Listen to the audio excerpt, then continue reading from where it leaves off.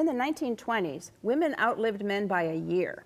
Today, men die 5 years before women. What's going on? Dr. Robert Rzewnicki is here with help on men's health. Dr. Rzewnicki is the Chief Medical Officer for Medical Mutual of Ohio. Welcome back to the show. Thank you so much. So we both know men and women are, both are living longer, but how do men go about kind of closing up this 5-year gap? Back in the early 1900s, there was a difference between then and now of about 30 years for men. So men are living longer. Women, though, like you just said, it's about 35 years. As we look at the factors for that, one might be childbirth and better things in that regard that women live longer. But on the other hand, it comes down to preventive strategies and health maintenance. What I mean by that, Laurie, is that women are better at getting their office visits on a regular basis, checking for problems before they arise. So it's true men never actually call the doctor? They only call the doctor when they're really in trouble, where a woman will go ahead and they'll get in there for those regular checkups, and they're much more accustomed to that. And it's an important time for us to talk about that sort of thing because it is Men's Health Month and Men's Health Week. So men need to get going on this. All right. So with that in mind, some preventative measures and things. So let's talk about some of the conditions that affect men and ways to reduce the risks, starting with prostate cancer. With prostate cancer, and keep in mind that other than skin cancer, prostate cancer is the leading cause of cancer in men. Men die more from lung cancer than prostate cancer, but more men get prostate cancer. Okay. So this is very important.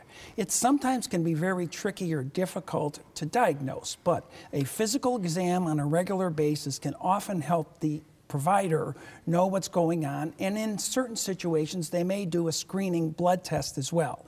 But to get all that done, you have to see the healthcare provider. And so you get in, you see that person, and you move on it. Okay. Next is testicular cancer. If I were doing a logo for this, and if I were in charge of advertising, what I would tell men is, check yourself. Now, this isn't necessarily for the seniors. This is a disease that tends to affect men between the age of 15 and 40. So, for the men in our audience, if it applies to you, great. If you're a grandfather or a father, pass that along. But it's very important. Women have gotten used to doing self-exams for decades. That's just what they do. Men need to do that when they're in the shower at an appropriate time to check and see if they feel a lump. Okay. How about heart disease? #1 killer, right? Now you're getting to it, because this is what kills more men than anything. Perhaps as a percentage, a little bit less of a killer for men than it was some time ago, but nonetheless, it's still at the top.